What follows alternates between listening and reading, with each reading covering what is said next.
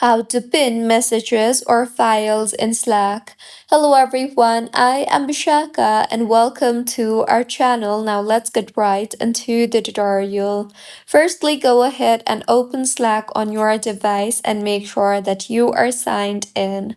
Now, in order to pin a message or files in Slack, simply tap on the DMs option on the bottom of your screen and then open the conversation where you want to pin a message. Here, go ahead and navigate to the message that you want to pin and tap hold on it. You will then see a menu, so tap on the More Actions option you see there in the menu, and then tap on the Pin to Channel option you see there.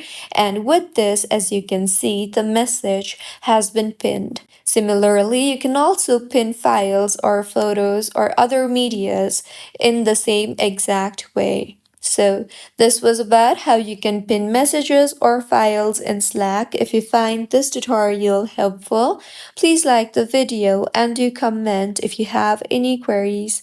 Also, do subscribe to our channel for more helpful tutorials like this. See you on the next